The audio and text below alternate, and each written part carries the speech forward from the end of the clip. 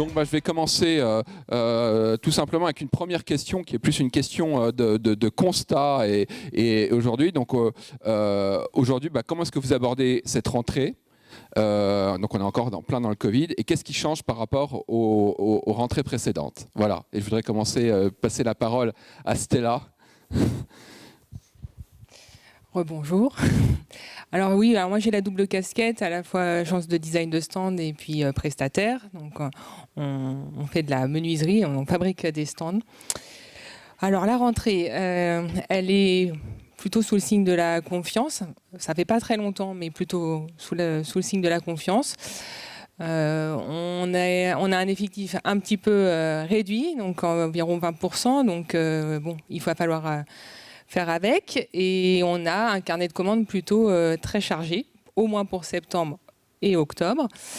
Donc voilà, pour la tendance, c'est ça. Donc là, aujourd'hui, notre quotidien, c'est on dépalettise les stands qui dorment depuis 18 mois, et puis on enlève la poussière et on bouge un peu dans l'atelier. Là, ça bouge pas mal. Alors, pour nous, ça redémarre. D'abord, ça redémarre doucement. La commercialisation, d'abord, on avait une commercialisation, on a pas pour les raisons de cash, mais on avait reporté nos événements. Alors, j'insiste sur le terme reporté. Reporté, c'est-à-dire que le client il reste engagé. Pour moi, c'était la majeure. Parce qu'on sait que dans ce métier-là, le sujet de la reprise est un vrai sujet. Et que c'est un métier à cycle long. Donc, quand un client n'est pas venu et qu'il a après une période comme ça, au lieu de prendre un stand à 50 mètres carrés, il va prendre un 30, et puis ensuite il montera à 40, et ensuite il montera à 50. Mais quand c'est un salon biennal, ça m'amène dans 6 ans, donc c'est un peu long. Donc, je préfère l'avoir tout de suite engagé sur ce qu'il était à l'origine. Donc, ceux-là, ils sont engagés. D'accord ? Et on les a dans la boîte. Bon. Donc aujourd'hui, ça marche pas mal. Il y a des marchés plus compliqués, il y a des salons plus compliqués. Je peux les citer. Silmo, c'est un peu plus dur parce qu'il y a pas mal d'étrangers et que ils seront pas forcément là. La Retail Week, elle est dans la plaque. Les one-to-one, ils sont tous pleins, ça y est. Donc il y a des événements qui se passent pas mal. Bon. Et pour nous, on redémarre. Point. Donc la question ne se pose pas. On redémarre. Tous nos événements, on les fera.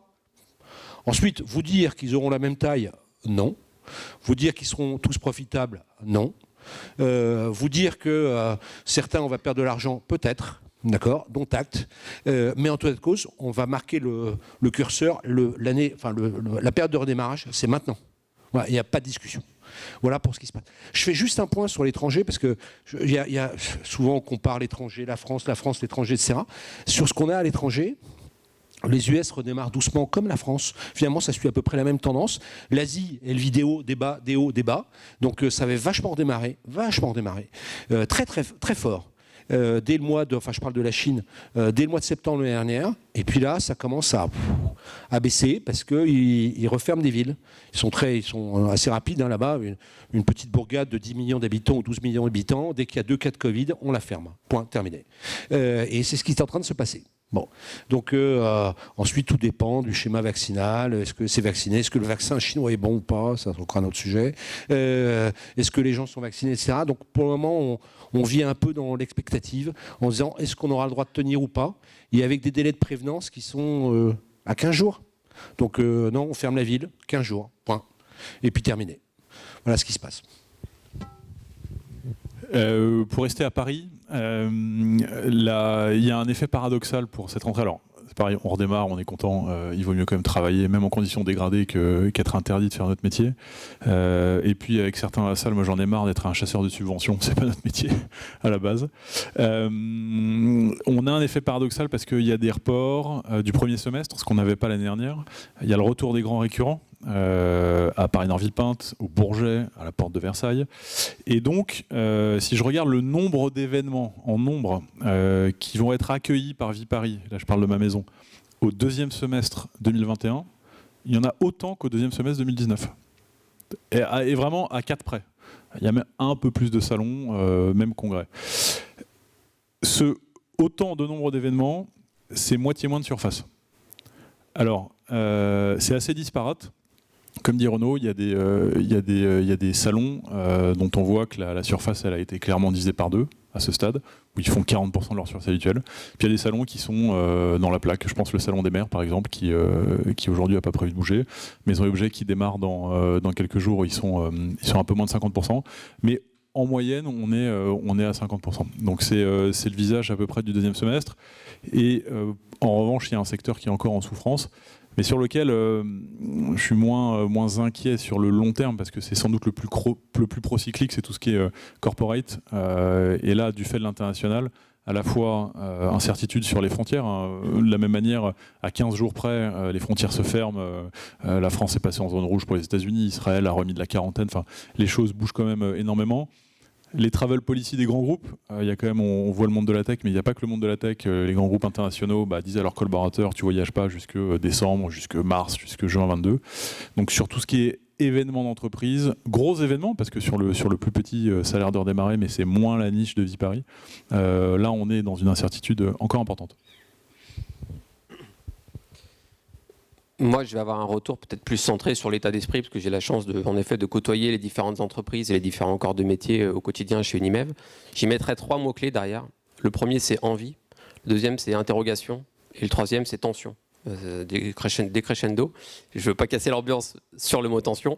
Sur le mot envie, c'est finalement c'est ce que dit Renaud aussi. C'est on va y aller, pas sous la même forme que vous avez connu par le passé, mais on va y aller. On sent dans toutes les équipes, j'allais dire, c'est envie de manger le terrain, comme on dit, pour prendre une image sportive. Et ça, finalement, on sait que c'est la grande force de ce secteur, de savoir se mettre en ordre de marche pour pouvoir faire aboutir les dossiers. Donc l'envie, l'interrogation, notamment vis-à-vis des innovations, des expérimentations qui auront été faites durant ces 18 derniers mois. Il y a beaucoup d'entreprises et de professionnels qui se disent qu'est-ce qu'on en fait, en fait, finalement. Maintenant qu'on a le droit de refaire des événements, pas dire comme avant, mais en tout cas dans des conditions à peu près normales, c'est qu'est-ce qu'on fait de ce qu'on aura expérimenté sur le digital, qu'est-ce qu'on fait de l'hybride qu'on aura aussi expérimenté entre septembre et octobre 2020, quand la réouverture de certains événements était possible. Donc il y a cette question de l'interrogation de la pérennité de l'innovation.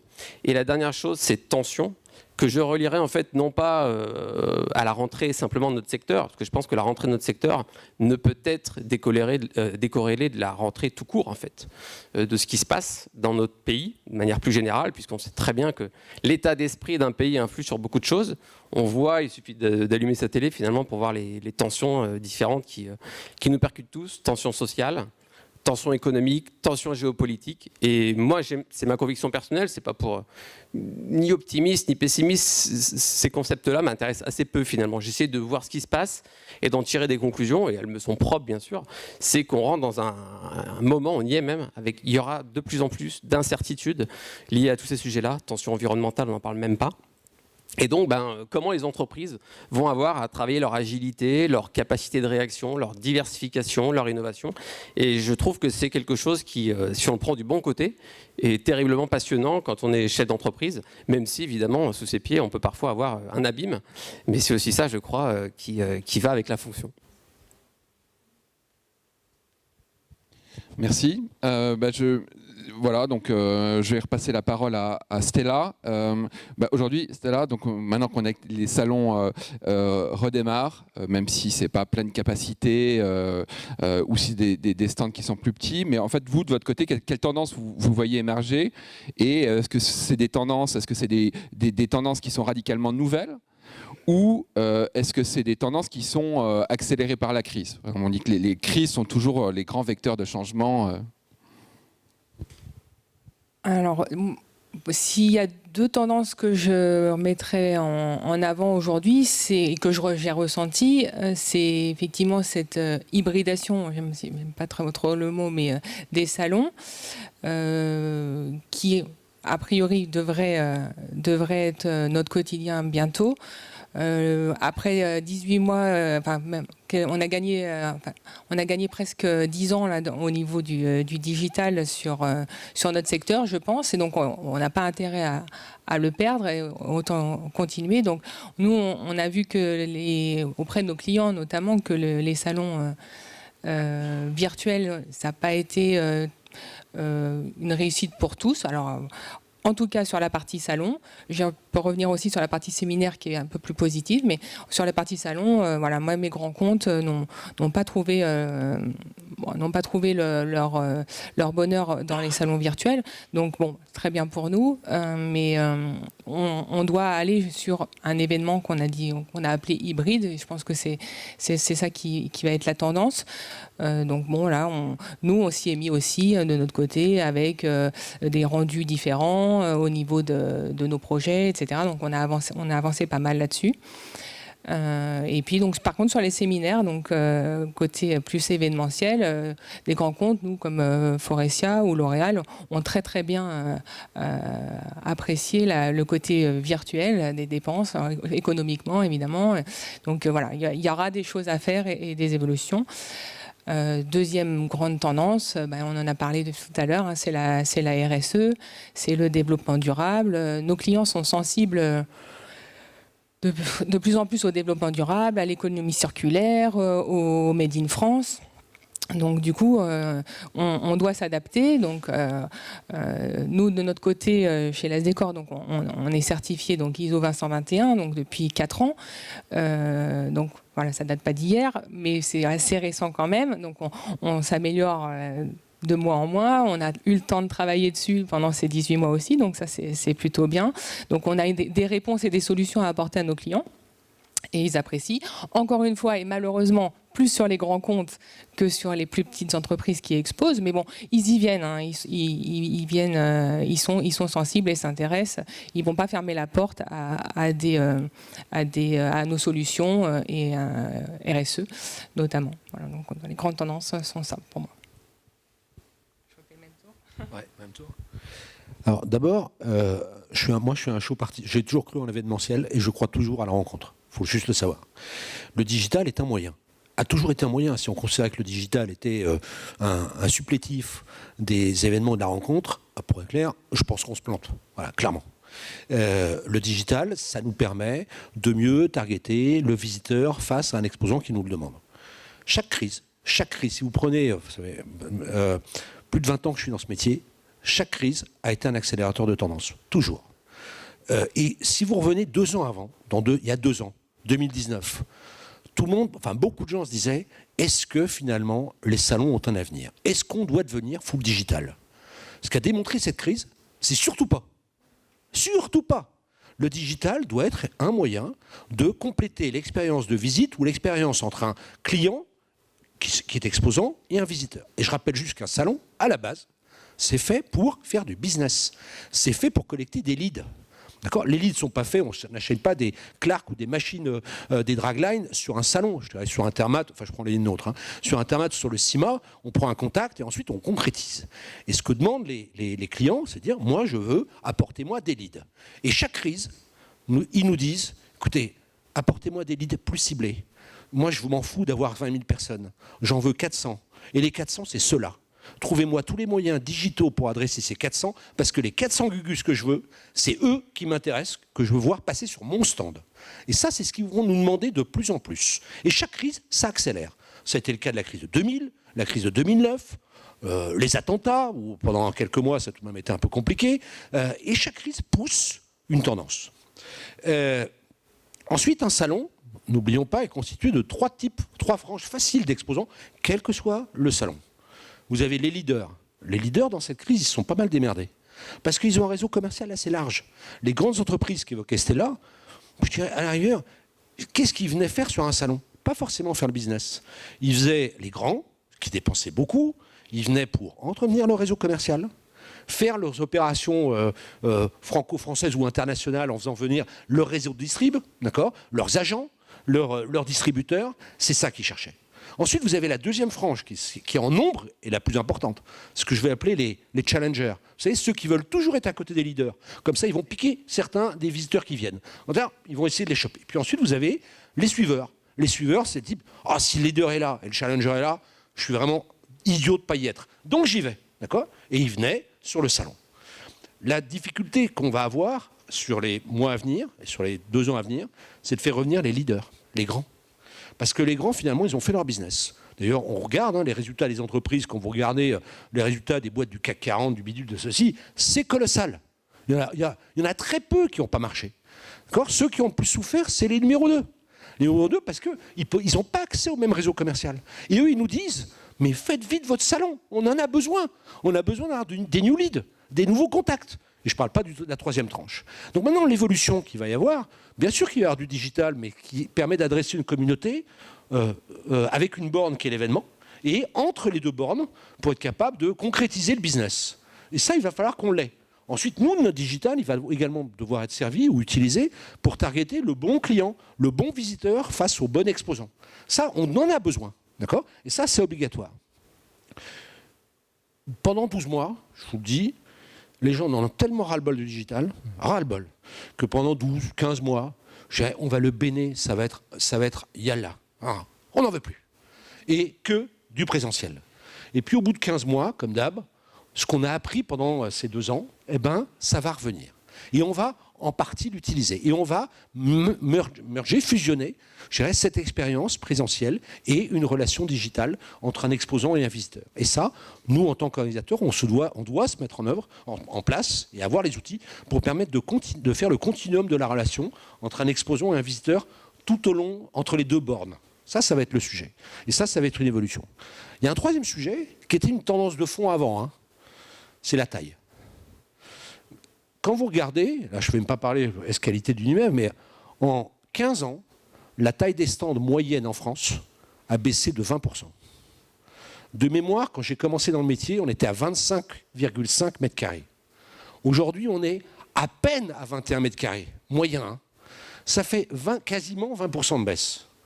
Et dans les faits, là je parle pas de la taille je sais, les stands, etc., je sais que je suis avec des standistes, mais je vais juste évoquer le petit sujet. Et là je considère qu'en tant qu'organisateur, je suis responsable du budget de mon client, l'exposant. S'il dépense trop, il va me demander un niveau de retour sur investissement trop élevé, et je ne pourrai pas lui délivrer. Et à un moment ou à un autre, il va me dire, est-ce que je viens ou est-ce que je ne viens pas ? C'est certains grands salons que je ne vais pas citer, mais il y en a un notamment que j'ai en tête, la dépense était telle que l'exposant a dit, c'est terminé, j'arrête. Je ne vais pas dépenser 10 millions d'euros pour faire salon. Je n'ai pas de retour sur investissement. Donc, on doit être responsable du budget de son client. Oui, tu en as plusieurs, mais je ne voulais pas citer, donc je ne voulais pas le mentionner. Donc, on est responsable du budget. Donc, il faut juste faire attention qu'à un moment ou à un autre, nous, en tant qu'orga, on doit délivrer des visiteurs et du business.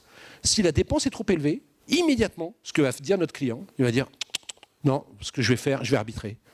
Et comme toujours, il va changer de directeur marketing dans sa boîte, qui va avoir une très bonne idée, on arrête le présentiel, on passe 100% digital. Au bout d'un an, le directeur commercial vient le voir, en disant t'es vraiment un blaireau, d'accord, j'ai perdu des clients, je veux revenir. Classique, d'accord.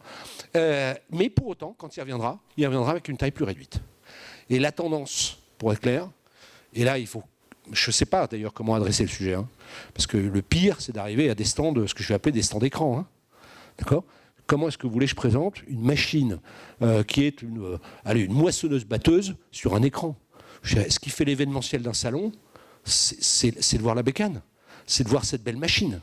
Et de facto, ça nécessite des grands stands. Je parle du CIMA, mais je vais parler de... Il y a plein d'autres salons. Si je vous disais qu'au Rétromobile, on le fait et on ne présente plus les voitures anciennes, honnêtement, ça fait venir personne. D'accord ? Je vous disais que le salon agriculture, on va arrêter, on ne va plus mettre de vaches.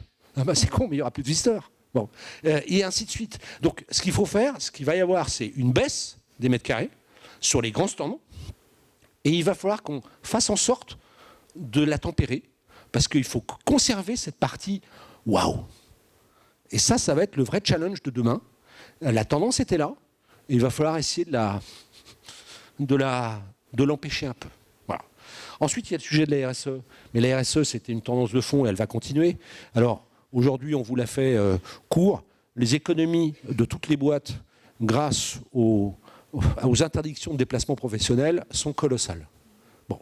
Et donc aujourd'hui, je vais le présenter sous un autre angle. On va faire de la RSE. Tu parles, je vais faire de l'économie. Oui. Donc mes gens vont plus voyager. Bon, c'est vrai, c'est ce qui se passe, d'accord. Et là, pendant quelques années, au niveau de nos visiteurs, ce que nous pensons vraiment, c'est que on va perdre du visiteur mondial et on va rester sur du continental. En 2 mots, il y a encore 2 ans, on prenait le taxi, enfin on faisait Paris-Shanghai comme on prend le taxi pour aller faire Paris-Villepinte. Enfin, Port de Versailles, Paris-Nord-Villepinte. Et ça prenait presque autant de temps. Ça, c'est moins gentil. Ça, c'est pire. Mais sur le fond, ce qu'on va perdre, c'est du visiteur, je dirais, étranger du monde, enfin sur d'autres continents, qui vont dire, très bien, je vais faire mon salon, ou je vais aller regarder et sourcer des fournisseurs en Europe. Et là, ma profonde conviction, c'est qu'on va avoir des salons européens, des salons américains sur le continent américain, des salons sur le continent asiatique. Et de facto, ça veut dire que certaines de nos marques, il va falloir qu'on les clone sur d'autres territoires, parce que dans les fêtes, les gens ne viendront plus.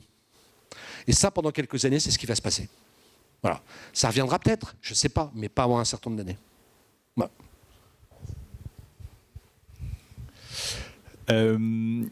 Alors je partage le fait que c'est pas la révolution, le monde de demain n'a rien à voir avec le monde d'hier. C'était en effet des tendances qu'on avait. Je pense qu'on ne regardait pas parce qu'on était dans le quotidien, on regardait mal parce qu'on était, pour certains d'entre nous, sur la chaîne alimentaire des enfants gâtés par rapport à notre métier, on se posait moins de questions. Mais je partage la tendance de l'hybridation, évidemment, avec l'apport du contenu. Je prends un exemple qui est pas chez Renault ou qui est ailleurs, mais qui est Vivatech. Bien malin qui peut dire ce qu'est Vivatech aujourd'hui. Il y a des stands, c'est un salon, ok. Mais au bout de l'allée, vous avez 5 keynotes différentes, c'est un congrès. Et puis vous sortez de votre keynote, il y a des robots qui commencent à faire une danse, c'est un happening. C'est tout ça à la fois. Et la veille, vous êtes allé boire des bières rue Montorgueil avec des VC et des startups. Et donc, avant même l'hybridation digitale, il y aura sans doute une hybridation des formats. Et là, pour le gestionnaire de site, et derrière, pour les prestataires qui viennent œuvrer, ça va être la question comment on fait pour que le contenant s'adapte au contenu et non l'inverse. Parce que jusque-là, la réalité, c'est que la plupart du temps, c'est quand même l'organisateur qui doit s'adapter aux contraintes du site physique, et j'ose pas dire temporel. Mais ça peut arriver parfois. Et ça, il va falloir que nous, on invente des sites qui permettent d'accueillir une conférence le mardi, un vrai salon le mercredi, un dîner de gala le jeudi. Et dans le fond, la porte de Versailles qu'on voyait comme une sorte d'apothéose de l'industrie, dans le fond, c'était le laboratoire. Il va falloir le faire partout. Donc ça, c'est le premier point. Deuxième point sur l'hybridation, ou alors sur le digital. Sur le digital, l'implication pour nous gestionnaires de sites, c'est d'avoir des sites connectés. C'est pareil, tout ça paraissait très simple avant la crise, mais qu'on ait de la 4G aujourd'hui et de la 5G demain, et peut-être de la 6G, puisqu'on a fait le premier appel en Corée la semaine dernière en 6G. Donc ça va finir par arriver. Donc il faudra que dans le monde, si vous avez de la 5G demain dans les restaurants et dans les hôtels, il n'y a pas de raison que vous perdiez la 5G quand vous arrivez dans un congrès ou dans un salon. C'est pas envisageable. Le Wi-Fi, et pas seulement le Wi-Fi haute densité, pour avoir 10, 20, 30 000 connexions en même temps. Parce que s'il y a plus de contenu, s'il y a plus de digital, il faudra se connecter. Le Bluetooth, si on veut faire de la géolocalisation pour des questions de sécurité, sanitaire, ou du bien, ou des personnes. Le LoRa, l'Internet des objets, parce que tout ça, c'est quelque chose qui est devant nous. Donc forcément, ce sont des sites, et ce sont des métiers, ce sont des services qui vont s'ouvrir à nous. Et puis le dernier point, c'est la question de l'expérience. Et c'est pareil, parler d'expérientiel dans le monde physique, avant cette crise, c'était tarte à la crème. Oui, bon, l'expérientiel, il y a les toilettes, il y a les restaurants, etc. Mais j'étais à la rêve du MEDEF juste avant, et j'ai déjeuné là-bas. Et je vois qu'il y a un truc qui n'a pas changé, c'est que c'est toujours aussi cher. Le déjeuner était à 49 €. Alors c'était très bon. En revanche, je ne dirais pas quel traiteur c'était, mais la montée en qualité était vraiment de très grande qualité. Mais 49 balles pour être sur un plateau en bois, sur un champ de course qui est l'hippodrome de Longchamp, c'est très sympa. Mais à ce prix-là, vous avez un bistrot à Paris qui a son bib, son petit macaron Michelin, sans difficulté. Donc ce côté-là, comment on redonne envie, avec de la qualité, avec de la surprise, avec un prix qui soit correct, de venir sur un événement, il va devenir clé quand même. Parce que le meilleur café qui soit, c'est celui que vous avez chez vous et que vous utilisiez quand vous étiez sur Zoom. La meilleure popote, c'est ce que vous avez, c'est la vôtre. Donc on va continuer à mettre des restaurants, des hôtels, du commerce. Je suis prêt à vous parier que dans quelques années, vous verrez des centres de sport, de fitness, de spa sur nos sites. Parce que quand les internationaux reviendront, ils diront « mais moi, maintenant que je suis à l'hôtel, que je sors plus du parc parce que depuis mon hôtel, je vois la Tour Eiffel, ou mon hôtel est un hôtel sympa et je peux dire j'ai vu Paris, j'ai une boutique souvenir, à un moment, il faut que je fasse du sport et ça correspond à mes besoins. » Donc ça, c'est quelque chose qui va être important. Et derrière l'expérience vient la notion de l'impact. C'est-à-dire que quand je me déplace, comment je me déplace. Et moi, je mettrais la RSE dans ce sujet-là. Comment j'ai conscience, en tant que visiteur, en tant qu'exposant, de l'impact total sur mon impact économique. Est-ce que je fais du business, bien sûr? Mon impact personnel, est-ce que j'ai passé un bon moment? Est-ce que j'ai pas perdu de temps? Est-ce que j'ai rencontré du monde? Et in fine, mon impact sociétalo-carbone. Est-ce que j'ai pas trop consommé? Est-ce que j'ai pu consommer? Est-ce que au moins j'ai conscience et j'ai la connaissance de la façon dont ce déplacement a coûté? Et ça va être un point qui va être important aussi. Merci, pas facile de rebondir après tout ça, mais je vais essayer de compléter avec 3 autres tendances, peut-être une qui était en effet déjà sous-jacente et qui s'est accélérée, et puis 2 autres peut-être un peu différentes. La première, en effet, c'est derrière le sujet de l'événement, c'est la stratégie relationnelle qui est mise en place. Et je pense que le fait de ne pas avoir pu communiquer commercialement, de vendre un événement à ses publics, à ses communautés, a forcé tout à chacun à s'interroger sur qu'est-ce que je leur dis ? Comment je continue à les alimenter en intelligence, en mise en connexion, etc. Et donc ça a remis sur le dessus de la table, sur le dessus de la pile, ce sujet de la stratégie relationnelle qui pour moi est fondamental. Je pense qu'on rentre dans une économie de la relation et que c'est ça qui va coûter très cher. Et puis Renaud le disait tout à l'heure. Certains y trouveront une réponse en créant des marketplaces, d'autres en créant d'autres formats. J'allais dire la réponse sera liée à la communauté qu'elle doit servir. Donc c'est pour ça que pour moi il n'y a pas de réponse uniforme, mais que c'est un sujet qui doit continuer de nous animer, cette stratégie relationnelle, cette continuité relationnelle. Le deuxième point qui m'a moi beaucoup intéressé, c'est l'évolution de certains formats sous la contrainte. Prenons un exemple, celui du salon de l'agriculture, qui s'est transformé. Alors j'imagine qu'on était très loin là aussi des objectifs de rentabilité de ce que produit d'habitude le salon de l'agriculture, mais en devenant la semaine de l'agriculture, qui s'est nationalisée, à mon avis, générer beaucoup d'autres choses. Peut-être un autre rapport aussi à la communauté des agriculteurs et tous ceux qui travaillent autour. Je pourrais prendre l'exemple de la BPI qui a lancé aussi son Big Tour, très intéressant. Et donc je pense que avec le sujet de la territorialisation, de la réindustrialisation du pays, etc., l'événement va aussi se calquer en fait sur cette tendance de fond. Et je pense qu'il va y avoir peut-être un éclatement, une évolution des formats dans le temps, etc. Donc ça, ce sont des initiatives qui m'ont beaucoup intéressé de voir l'évolution spatiale, j'allais dire, de certains événements. Et puis la dernière, c'est aussi, mine de rien, le digital a permis de voir des nouvelles communautés émerger. Et ça, c'est pas rien. Je lisais l'autre jour une étude qui porte plutôt sur le territoire nord-américain, mais avec une petite partie européenne quand même qui est auditée. Si je dis pas de bêtises, il y a 20% des événements qui sont organisés entre avril 2020 et novembre 2020, 20% d'événements qui étaient des nouveaux événements, organisés sur le digital, j'entends. Les autres, c'était des portages d'événements qui existaient déjà, qui ont pivoté sur le digital, de manière dégradée bien souvent, mais il y a 20% de communautés qui se sont réunies. Pour les acteurs de la rencontre physique, c'est un nouveau marché en réalité. Donc ça veut dire quoi? Ça veut dire avoir cette capacité de faire ce qu'on appellerait social listening, de l'observation, de la création de ces nouvelles communautés sur le digital, qui vont se rencontrer, qui vont se connecter d'abord elles-mêmes à travers un Teams, à travers etc. Et qui au bout d'un moment, parce que la rencontre physique va cristalliser autre chose, vont vouloir se rencontrer. Et là, je pense que c'est un nouveau marché pour les organisateurs d'avoir cette capacité à les observer et à les faire, à les incuber finalement en leur sein. Juste sur le salon virtuel, petit préambule, je suis complètement d'accord, je ne crois absolument pas, je ne vais pas me faire virer en direct sur la table ronde, je ne crois absolument pas au format du salon virtuel, ouf, ouf me dit Renaud. En revanche, je trouve que dans cette histoire, on jette un peu le bébé avec l'eau du bain. Je m'explique. Déjà, toute innovation doit être jugée au regard de l'implication qu'on y met et de l'investissement financier qu'on y met. Ça, c'est la première chose. Donc, il est toujours un peu facile, j'allais dire, de détruire une innovation en disant, vous voyez bien, quand tu es son chien indiqué à la rage, vous voyez bien, ça ne marche pas, on n'a pas investi dessus. C'est le petit préambule. Je rappelle que je ne crois absolument pas au salon virtuel. En revanche, je pense que l'usage, son apparition a démontré peut-être des choses intéressantes. La première chose, c'est que peut-être que les organisateurs peuvent aller plus loin pour valoriser sur le digital l'offre de leurs clients. Je vais faire un pas de côté avec une autre industrie. Je lisais récemment Bricomarché qui s'est associé avec une start-up pour numériser son parc de matériel, etc., etc. Et puis du coup pour le rendre beaucoup plus attractif sur son propre site internet. Ça, c'est intéressant. Le salon virtuel, ça peut aussi servir comme une sorte de plaquette commerciale numérique en réalité. Et là, c'est simplement pour être beaucoup plus attractif auprès de son client. Donc ça, c'est une autre piste. Je ferai un autre pas de côté. L'industrie de la construction, de l'immobilier, travaille avec ce qu'on appelle le BIM. Le BIM, grosso modo, numérisation des bâtiments pour permettre de mieux travailler en collaboration avec l'ensemble des parties prenantes, y compris le locataire, si on parle de logement. Et donc là aussi, le salon virtuel peut, à mon avis, avoir un usage détourné. Donc je pense que le salon virtuel, d'une certaine manière, c'est une très mauvaise réponse à des bonnes questions. Juste un mot sur le virtuel, parce que n'étant pas partie prenante au salon virtuel, en revanche, je suis exposant. Et parfois, ça m'arrive de construire des bâtiments.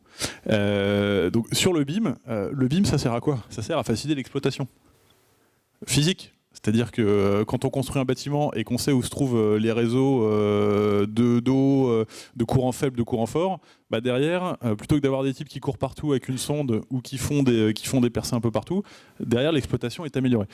Pour moi, le salon, enfin, c'est pas le sujet du salon virtuel, c'est le sujet de qu'est-ce qu'on virtualise. Est-ce que c'est la relation client? Est-ce que c'est la génération de leads? Est-ce que c'est du contenu, etc. Pourquoi je vous dis ça? Parce qu'il se trouve que Viparis est aussi exposant parfois. Et quand on parle de salon virtuel, on confond ce qu'on propose à l'exposant. Moi, quand je demande à mes équipes commerciales d'aller sur un salon, c'est en effet pour faire du business, comme n'importe quel annonceur. Ce que me propose un organisateur d'événements physiques, ce que jusque-là m'ont proposé des organisateurs d'événements virtuels, c'est d'être un sponsor.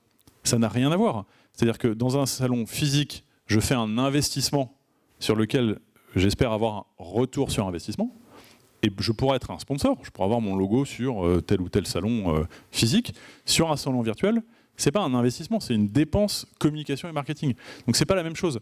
Et c'est pour ça que la question du salon virtuel, elle doit, à mon avis, être derrière nous, parce qu'on se trompe en effet. Le sujet, c'est qu'est-ce qu'on virtualise? Moi, ce qui m'intéresse, en effet, c'est qui je vais rencontrer, est-ce que je vais pouvoir avoir accès avant ou après aux conférences, aux documents qui sont produits. C'est vraiment à la fois la génération de leads, comment elle peut être améliorée, et puis comment on peut avoir accès à du contenu. Merci. Moi, j'ai une autre question. On a vu un salon Batimat. Alors c'est une... c'est pour le président de l'INIMEV. Non, c'est pour le président de la fédération. Le président de l'INIMEV. Voilà. BIM, il est là en plus. Hein. Je rappelle, l'organisateur du BIM, il est juste derrière, là, au fond. Là. Il se cache. Ok, donc le salon Batimat qui aujourd'hui impose en fait des packages de stands, voilà, jusqu'à un certain nombre de mètres carrés, je crois que c'est 36 mètres carrés, voilà, et qui est quelque chose qui aujourd'hui c'est anxiogène pour toute la profession. Écoutez, c'est pas en IMEV que je vais répondre en tant que Comexposium parce que je laisserai Eric répondre. Ça fait 20 ans que je suis dans ce métier, je suis contre le schéma imposé. Je ne dis pas qu'il ne faut pas proposer, je suis contre l'imposition. Ensuite, qu'on présente une offre en disant je n'autorise que 3 ou 2 ou 4. Et derrière, vous, exposants, vous choisissez, c'est autre chose. En réalité, je ne supporte pas le chantage, jamais supporté. Je ne supporte pas le chantage, c'est très perso, hein, d'accord? Mais on l'a fait chez Comexposium, on a nos stands chez Comexposium, vous savez qu'on a 5000 m² de stands, d'accord? Qu'on a acheté, on a fait fabriquer il y a quelques années. Jamais je l'imposerai, jamais, jamais, jamais. Et pour être clair, j'ai même pas eu besoin. Je les ai achetés, on les a fait fabriquer, c'est un d'entre vous qui l'a construit, l'autre qui les gère et le troisième qui les entretient. Bon. Et j'ai pas de problème, ils tournent, mais je peux même plus les délivrer sur nos salons, tellement ils tournent. Et jamais on les a imposés. Je ne crois pas au schéma imposé. Alors ensuite, vous savez, à un moment ou à un autre, on est dans une économie de marché. Quand les gens gueulent, ils gueulent. Et qui va gueuler? L'exposant. Vous savez, je vais reprendre un autre salon, hein, qui n'est pas en France, qui est une grande pépite, qui se déroulait en Suisse, à Bâle. Très cher, très très cher. Grosse cash machine, d'accord? Et j'en parlais très souvent avec l'ancien patron de Bâle. Je lui dis, mais pourquoi René t'as fait ça? Il avait acheté les boîtes de construction de stands, il imposait les stands, il imposait la bouffe, il imposait je dirais tout. Je lui dis, mais tu as donné le sentiment à ton client qu'il était otage. Et si tu donnes ce sentiment d'otage à ton client, ce que fait ton client, il va l'accepter une fois, à la deuxième, il va gueuler, à la troisième, qu'est-ce qu'il a fait? Eh ben, il a fait plaisir à notre autre copain de Genève. Ils se sont cassés à Genève. Ils ont créé le concurrent. Donc, à un moment ou à un autre, quand on a une stratégie, ensuite, je ne critique pas, peut-être qu'elle est bonne sur Batimat, d'accord ? À titre personnel, moi, je ne l'applique pas. Voilà, c'est tout. Ensuite, en tant qu'Unimev, je vais répondre d'une autre façon. Chaque organisateur prend les décisions qui sont les siennes.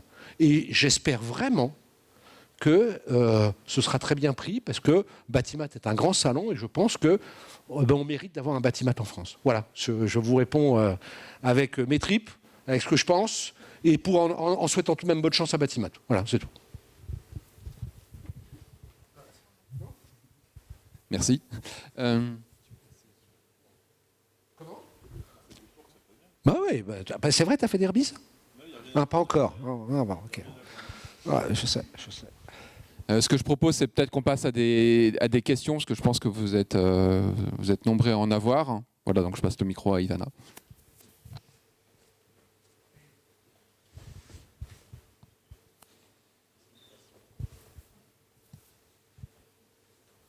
Ah, pas sinon.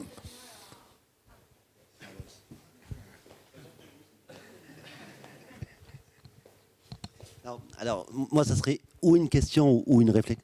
Je ne sais pas si ça marche. Plutôt une réflexion sur le prix. Ce que tu disais tout à l'heure, Renaud, qui est un serpent de mer, c'est celui de payer trop cher. Je suis d'accord avec toi. Il faut qu'à un moment donné, le client ne dépense pas trop. Et on l'a bien vu à ce que tu disais, Pablo, c'est une opération commerciale en salon et non pas une opération marketing. Je pense que ça, c'est un sujet d'ailleurs pour l'Unimev, c'est un sujet d'avenir. Parce qu'il faut qu'on déplace. Aujourd'hui, le centre de décision, il est chez les directeurs marketing ou chez les directeurs com et non pas chez les directeurs commerciaux. Or, un salon, c'est tout à fait ça, c'est une opération commerciale. Sur le prix, je voudrais revenir, mais c'est intimement lié en fait. Le prix, en gros, c'est un tiers. Hein. C'est-à-dire un tiers à quelque chose près. C'est 30% d'emplacement, 40% de stand, dans notre secteur à nous, hein, pas à Niger. Et puis le reste, c'est déplacement, hôtesse, restauration, etc. Je ne pense pas que le prix soit un souci. Et on le regarde, nous, quand on compare les chiffres de notre profession de la rentrée, 70, 80, 90% à peu près de chiffre d'affaires et 50% qui est à peu près l'emplacement. Et nous, on est beaucoup sur des salons parisiens. Ça veut dire que, comme dans le prêt-à-porter, tout ce qui est cher, c'est ceux qui le moins touchés, en fait. C'est-à-dire ceux qui dépensent le plus, c'est ceux qui économisent le moins aujourd'hui au moment de revenir. Cette différence entre nous et tes chiffres le prouve. Donc, je sais bien qu'il y a un serpent de mer qui veut dire que quand l'exposant dépense 100, s'il en dépendait 70, ça serait bien qu'il économise des 30 sur le stand. Mais en réalité, il paye d'abord l'emplacement. Et une fois qu'il a un emplacement, il veut se différencier et il vient nous voir et il dépense plus et il dépense plus et il dépense plus et il dépense plus. Il le sait, il le maîtrise. Comment vois-tu la différence entre ce que tu disais et ce que je dis moi ? Tu sais, il y a un salon, une histoire assez drôle, qui se tenait juste à côté, dans le hall d'à côté, pavillon d'à côté. Les exposants payaient 350 000, 400 000 boules. C'est cher. Bon, all-in.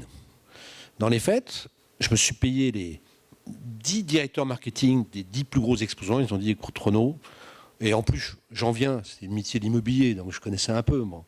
Et ils me disent, Renaud, c'est ce qu'on va faire, on ne va pas le faire parce qu'on va dépenser ce pognon dans le digital.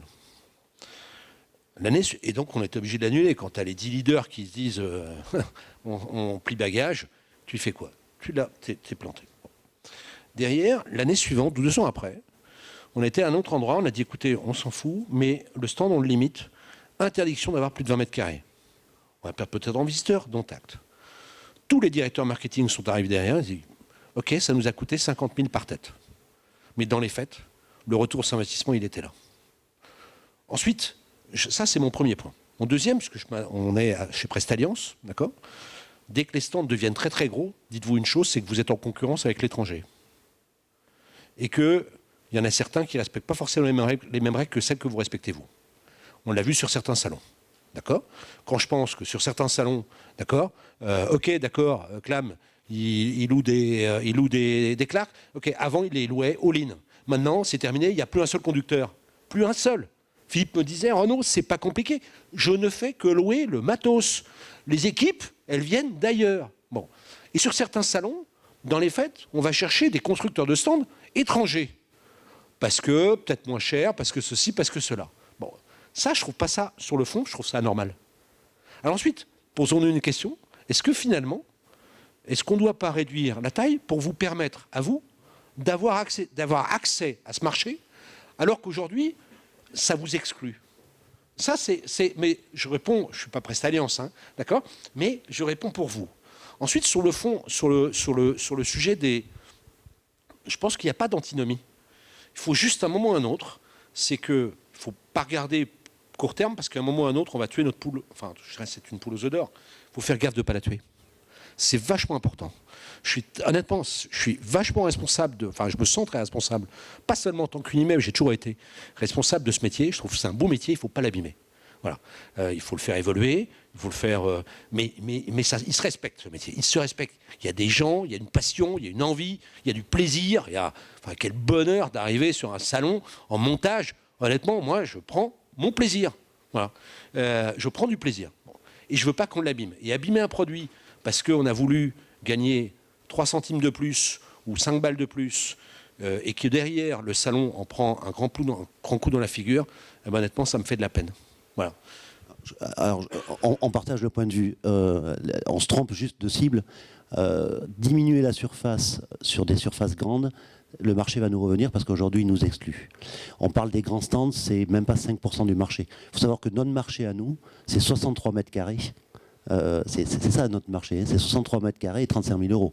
Donc, et ça, c'est 80% de notre marché. Donc c'est assez intéressant d'avoir ce regard-là, parce qu'en fait, nous, on intervient à 80% tous ici, sur des stands de 60 mètres carrés, 80 mètres carrés, 100 mètres carrés, mais c'est 63 mètres carrés la moyenne.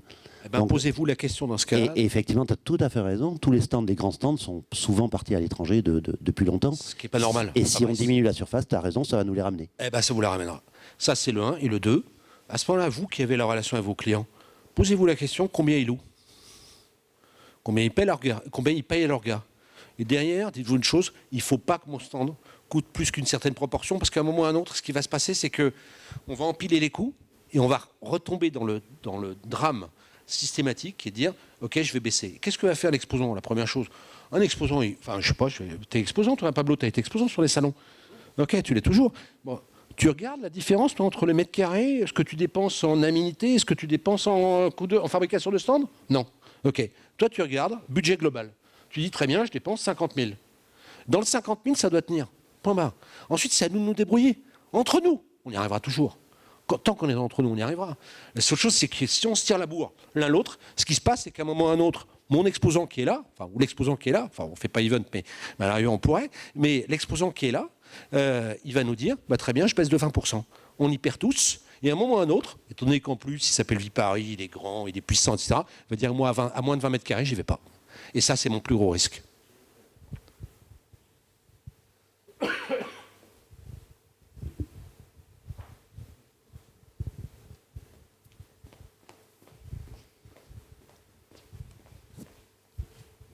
Merci.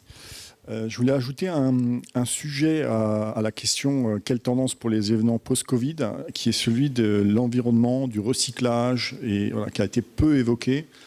Et nous, on sent, à notre petit niveau, que les attentes sont de plus en plus fortes de la part des donneurs d'ordre. Et donc, on s'organise, que ce soit sur des matières recyclées, recyclables, et surtout en aval sur le recyclage effectif. Et je pense que c'est un vrai sujet qu'on n'a pas encore résolu, qui est assez complexe, mais qui nous attend et sur lequel on va devoir avancer concrètement. Je peux répondre aussi, je suis désolé, je vais monopoliser la parole. Je suis entièrement d'accord. 1000 fois d'accord. D'abord, on a une certaine tendance, parce qu'on est français, à s'auto-flageller. D'accord ? Vous savez, depuis, on dit que les champions sont les pays nordiques. Vous êtes d'accord ? Les champions sont en Europe, les pays nordiques sont très très bons dans tout ce qui est RSE. Bon. Dans les faits, un jour, je vois une dame spécialisée ou des gens spécialisés dans le RSE qui me disent, mais Renaud, j'avais d'autres fonctions, elle me dit, tu te mets le doigt dans l'œil. Dans les faits, ils en font autant que vous. Mais eux, ils savent le vendre. Ça, c'est le 1. 2, je vais même fermer à coup de pas. On a fait qu'il y a 1 an chez Comexposium, on a fait le recensement de tout ce qui était RSE chez nous. Il y a 1 an seulement. On était en 2019. Et vous verriez la liste à la Prévert de ce qui est déjà fait. Mais pour être très clair, j'aurais demandé à quiconque chez Comexposium qu'est-ce qu'on fait en RSE. Ils vous disaient, bah rien. Ça, c'est déjà le premier point. C'est déjà ce qu'on fait, de le valoriser. Ce serait déjà génial.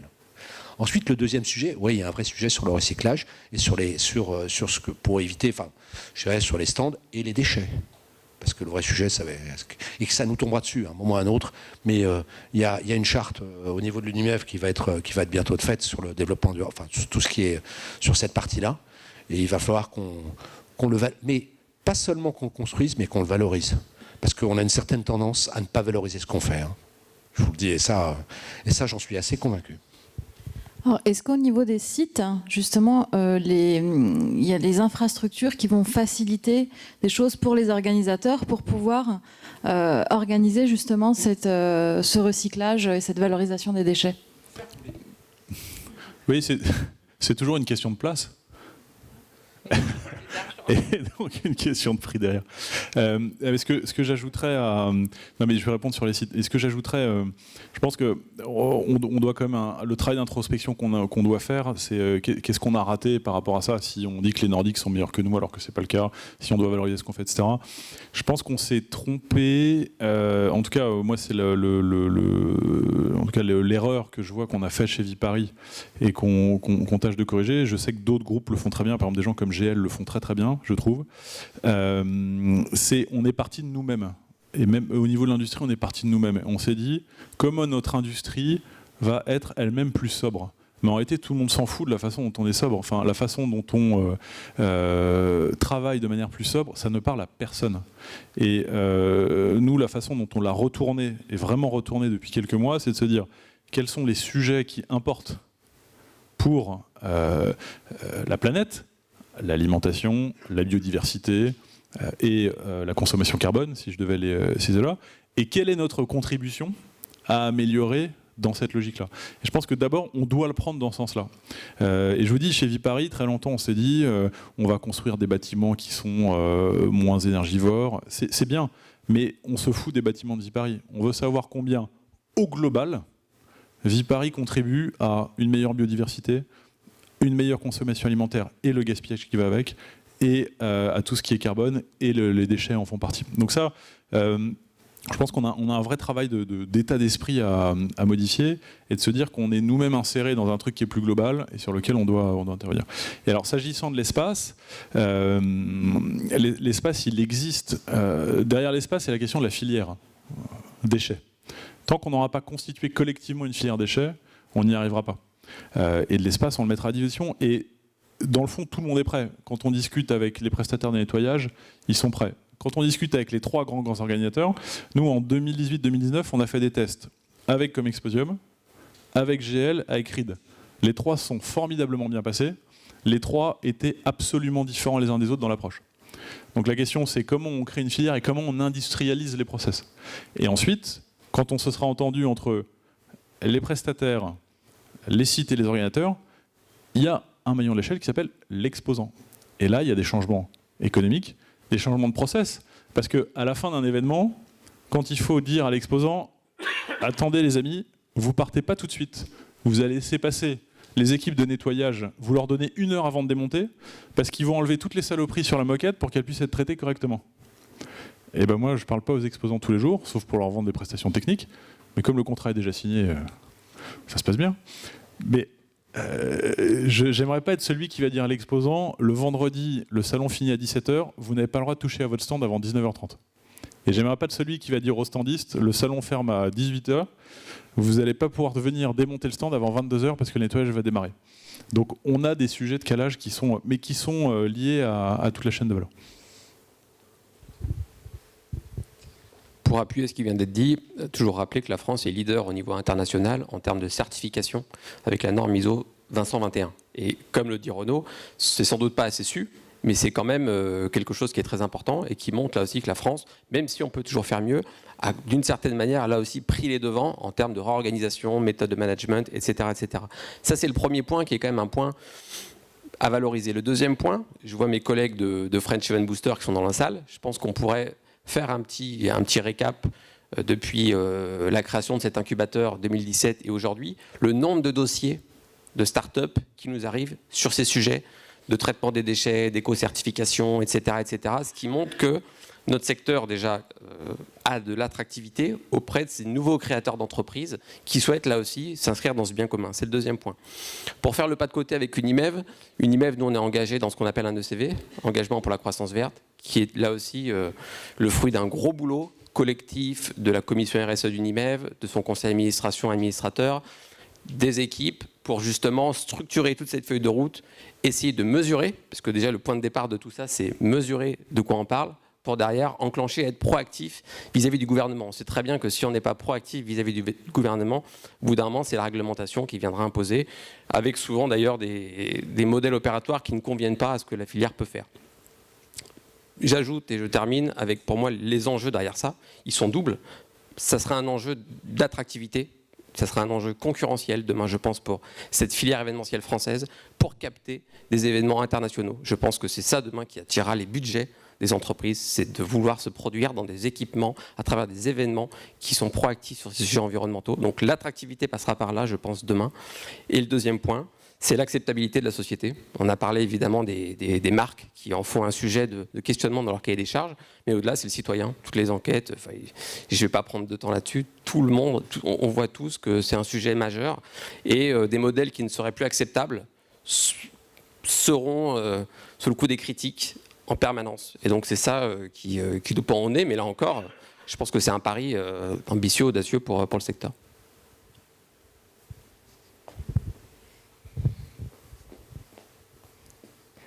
Oui, pour terminer aussi sur et parler des entreprises certifiées, donc comme nous. Alors petit niveau évidemment, mais tous nos événements on les remballe et on les renvoie donc à l'atelier. Après, donc, quand on est certifié, on a un tri aussi à faire au niveau de l'atelier. Donc ça revient chez nous. On trie le carton, on trie les plastiques, on trie le bois. Et puis, et en amont, on travaille aussi sur des constructions, enfin sur des stands qui seront réutilisables. Donc qui repartent au stockage et qui ressortiront une deuxième fois, une troisième fois, une quatrième fois pour éviter ces déchets. Donc bon, à notre petit niveau, on commence. En parlant des sols, qui reste quand même une grosse problématique pour nous, aussi bien moquette, on en a discuté ensemble, mais bon, il y a des choses qui sont faites, il y a des avancées, mais individuellement, c'est compliqué et ça coûte cher, mais bon, on a la volonté, ça c'est déjà pas mal, on s'adaptera au fil de l'eau, mais on a envie d'y aller. Maintenant, il faut qu'on s'inscrive dans un processus où il y aura différents acteurs et on sera toujours face à des exposants ou qui vont nous mettre des bâtons dans les roues et qui seront pas d'accord sur des coûts ou sur des retards sur les démontages. Donc ça c'est certain. J'ai d'ailleurs même eu un témoignage sur Batimat, je crois 2000, je sais plus lequel, 2019, oui, où il y a eu effectivement des paiements. Enfin, Batimat a demandé une taxe entre guillemets déchets. Voilà, et il y a un étranger, il a dit ok, j'ai payé, bah, gardez le stand. Ils sont pas venus démonter leur stand. Donc quand on est face à ça, on se dit ouh, qu'est-ce qu'on va devenir? Mais bon, c'était un étranger entre guillemets. Bon, en tout cas nous on s'inscrit, on a la volonté de le faire, on fait pas mal de choses à notre échelle. Oui, bonjour, Hervé Boussange, Gazette des Salons. Moi, je suis 100% d'accord avec Renaud Hamed. quand il est évoqué le fait qu'en France, on a tendance à être complexé, à s'autoflageller. Et c'est vrai que certainement, les pays nordiques sont perçus comme étant meilleurs que nous. Et je pense que ça ne se limite pas à un problème de communication. Peut-être qu'ils communiquent mieux que nous sur le sujet, mais je pense que c'est un problème du partage de la décision. Il y a en effet des tas de mesures très vertueuses allant dans le sens de la RSE qui sont prises par les entreprises, mais de manière unilatérale. C'est-à-dire que peut-être juste le truc qui nous manque, c'est d'embarquer avec nous tous les publics qui participent à nos événements, les exposants, les visiteurs, bien sûr, tous les partenaires, tout l'écosystème qui tourne autour de ça. Sur le travail qu'on a fait ce matin ensemble, l'atelier de la fresque événementielle, en fait, les différents groupes de travail qui ont planché sur les solutions qu'on pouvait mettre en œuvre, sans se concerter, les 4 groupes sont arrivés à la même conclusion. Tous les progrès qui restent à faire, on les fera ensemble ou on les fera jamais.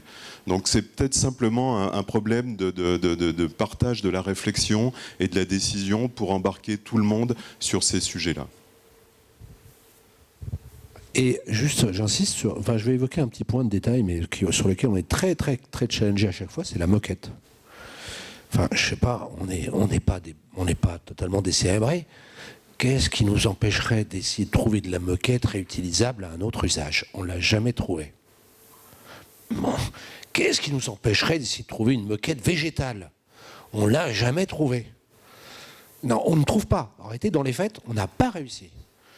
Il y a un projet qui a été fait à tel endroit ou à tel autre. Enfin, je dirais, s'il y avait, allez, un petit MacGyver qui essaye de trouver un truc pour gérer le sujet de la moquette, où la seule réutilisation de la moquette, c'est les pompiers qui viennent la chercher pour faire les fêtes, je parle sur l'eau salon, hein, qui viennent la chercher sur l'eau salon en disant on te récupère 500 mètres carrés de moquette ou 1000 mètres carrés de moquette, que ça nous dérange, je le trouve très bien. Mais trouvons un système pour gérer et adresser le sujet de la moquette en essayant de trouver un truc. Honnêtement, mais allez, quelqu'un essaie de trouver un truc, je vous promets que tout le monde ira. Alors ensuite, vous allez m'évoquer le coût.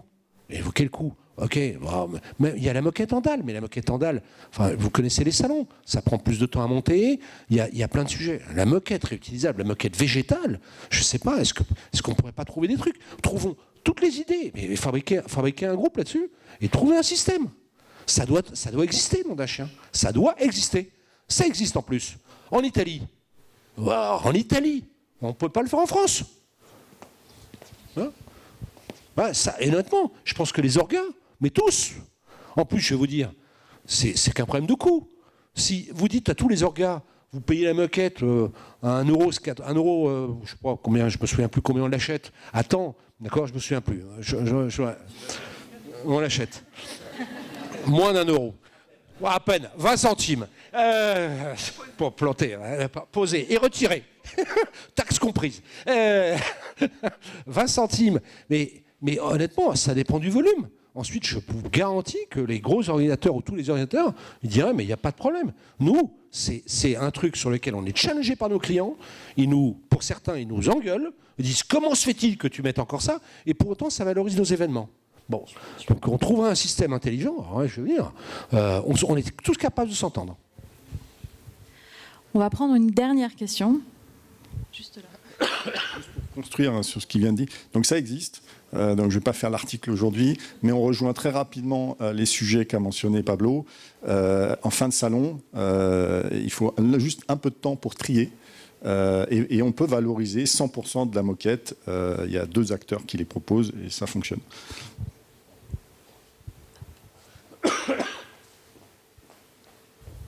Je pense qu'il va bientôt être l'heure de terminer. Je voulais juste peut-être une petite conclusion de votre part, mais très rapide, hein, en une phrase. C'est, est-ce que le salon et les événements demain, ils ont lieu? Et puis, sous quelle forme? Voilà. Prenez du plaisir, reprenez. Enfin, honnêtement, c'est un métier de passion. Alors, moi, mon seul commentaire de fin, c'est reprenez du... Ça fait 18 mois qu'on ne sourit pas vraiment. Ça fait 18 mois qu'on gère des merdes. Donc, reprenez du plaisir. On en a. Nous, en tant qu'organisateurs, vous, en tant que prestataire, reprenez la banane. Et au niveau des parcs, reprenez aussi la banane moins cher.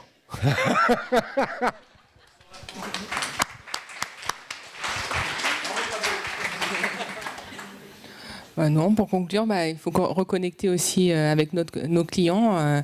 Nous, c'est la stratégie qu'on s'est donnée au niveau commercial. Donc, pas prospecter pour prospecter. D'ailleurs, on a quasiment arrêté. Là, on a reconnecté avec nos clients pour leur apporter notre conseil, notre service et avancer avec eux et les fidéliser au maximum. Bravo aussi.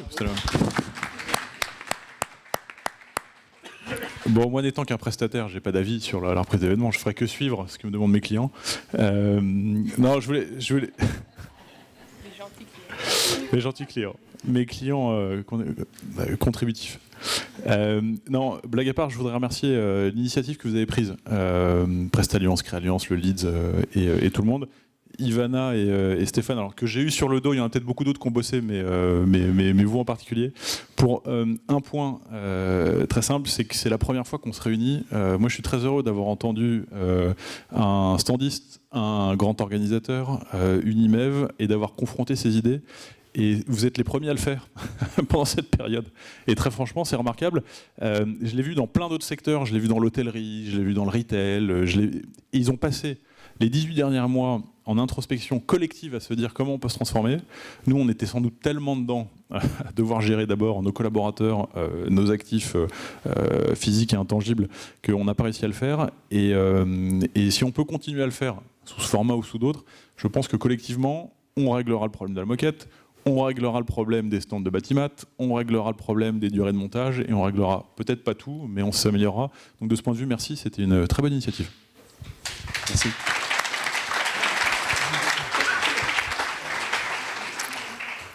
Pablo m'a volé ma conclusion, donc je vais essayer de la prolonger, on va dire. Non, la vertu des crises, hormis le fait d'accélérer l'innovation, c'est de pouvoir ressouder, de faire corps, que chacun comprenne qu'il a intérêt à travailler avec le copain pour passer tout ça.